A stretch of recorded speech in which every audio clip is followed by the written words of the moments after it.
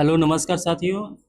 जैसा कि आप लोगों ने सुना होगा कि न्यूज़ में भी हाल ही में देखा होगा कि जो रेड सी है वहाँ से एक जहाज़ आ रहा था, इंडियन जहाज़, जो कि डूब चुका है। और वो किस रीज़न से डूबा है, क्या आप लोगों को पता है कि ये यमन के पास ही डूबा है? और यमन के पास एक संगठन रहता है जो हूथी संगठन है।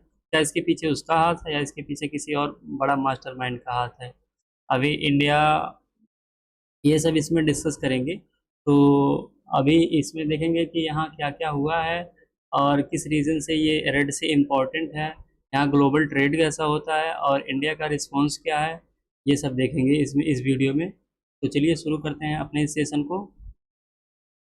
अब देख लीजिए इसका पोजीशनिंग क्या है। ये जो रेड सी है इससे 6 कंट्री अपनी बाउंड्री शेयर करती हैं। एक सऊदी अरब हो गया, एक इजिप्ट हो गया, एक सूडान हो गया, एक इरिट्रिया हो गया, एक डिजेबूटी हो गया, एक यमन हो गया। देखिए यहाँ पर ये इंसिडेंट हुआ है यमन। यहाँ पर एक हूथी संगठन रहता है जो आए दिनों में हमेशा हमला करता रहता है। 2023 में भी ये कई सारे जहाज़ों पर हमला किया, लेकिन इंडिया इंडिया के पहली बार इंडियन फ्लैग लगा हुआ झंडे पर हमला किया गया है। हालांकि इसने हमला किया, ये अभी गवर्नमेंट ने नहीं रिवील किया है किसने हमला किया है, लेकिन ये किया है। इसको संगठन ईरान द्वारा मिलता है। ईरान इसका संगठन का मतलब सहयोगी है। ये जो हूथी हैं, ये चाहते क्या हैं? हूथी ये चाहते हैं कि एक दिन यमन की सत्ता, यमन की राजनीति हमारे हाथ में हो।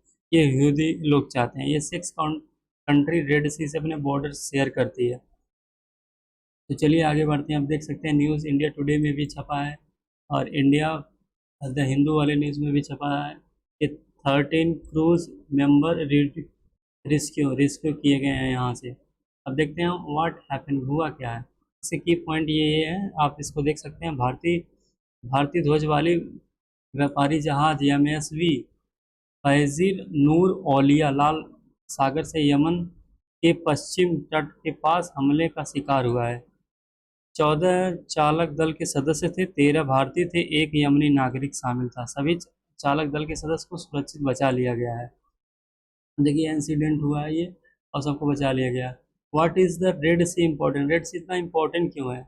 आप देख सकते हैं ये 12% ऑफ ग्लोबल ट्रेड, इसमें आपकी पॉइंट देख सकते हैं। फिर लाल सागर विश्व की सबसे महत्वपूर्ण समुद्री व्यापारी मार्गों में से एक है।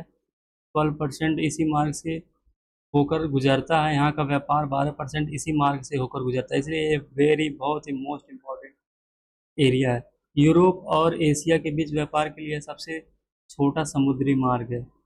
इस मार्ग से तेल, गैस, कंटेनर, अन्य महत्वपूर्ण वस्तुओं का परिवहन होता है। यह मार्ग बाधित होता है तो वैश्विक आपूर्ति श्रृंखला प्रभावित होती है। ये जाहिर सी बात प्रभावित होगी। जैसे कि अभी इंडिया का एक जहाज डूब गया तो इससे इंडिया को भी नुकसान पहुंचा है। देखते हैं what are the attacks increasing. Attacks क्यों इंक्रीजिंग हो रही है? पश्चिम एशिया में बढ़ते संघर्ष के कारण लाल सागर और बाल अल मंदेव क्षेत्र में व्यापारी जहाज़ों पर हमले का खतरा बढ़ गया है। इन हमलों के कारण जहाँ मतलब किन किन हमलों के कारण, ये 4 इसके कारण हैं। जहाज़ों का बीमा महंगा महंगा हो रहा है, इसलिए हमला हो रहा है। कई कंपनियां लंबे समुद्री मार्ग अपनाने पर मजबूर है। माल पहुंचाने से अधिक समय और लागत लग रही है। वैश्विक व्यापार पर अतिरिक्त दबाव बढ़ता हुआ जा रहा है, इसीलिए ये सब महंगे हो रहे हैं, इसलिए अटैक हो रहे हैं, ताकि दूसरे कंट्री से जाएं, कुछ भी इंपोर्ट करना है दूर कंट्री से इंपोर्ट करें। इम्पैक्ट ऑन इंडिया से इंडिया का इम्पैक्ट क्या पड़ा है? देखिए, भारत अपनी ऊर्जा आवश्यकताओं का बड़ा हिस्सा समुद्री मार्गों से आयात करता है। यदि लाल सागर में असुरक्षा बनी है तो आयातित वस्तुएं महंगी हो सकती हैं। वस्तु वहाँ से जो आयात किए जाते हैं, निर्यात में देरी हो सकती है। भारतीय जहाज़ों की सुरक्षा एक बड़ी चुनौती बन सकती है। चुनौती बन गई है, अब बन सकती नहीं है। देखिए इंडिया ने इसका रिस्पॉन्स क्या किया। भारत के विदेश मंत्रालय ने इस हमले की कड़ी निंदा की है। मिनिस्ट्री ऑफ एक्सटर्नल अफेयर ने इसकी कड़ी निंदा की है, EME जिसको कहते हैं।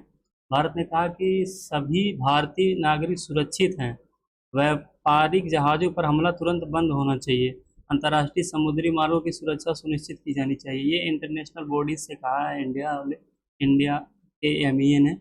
और अच्छा पोजीशन रखा है। ग्लोबल इम्पैक्ट इसका क्या पड़ता है, देखिए यदि लाल सागर में ऐसा हमले जारी रहते हैं तो वैश्विक व्यापार महंगा होगा, वैश्विक व्यापार महंगा होगा, माल ढुलाई का खर्च बढ़ेगा, तेल की कीमतों में उतार चढ़ाव आ सकता है, कई देशों की अर्थव्यवस्था प्रभावित हो सकती है। ये सब इम्पैक्ट पड़ सकता है। अब देखिए ओवरऑल ये है कि ये रेड सी बहुत इंपॉर्टेंट है, 6 देशों के साथ बाउंड्री शेयर करता है, बट ये यमन के पास खुद ही रहते हैं।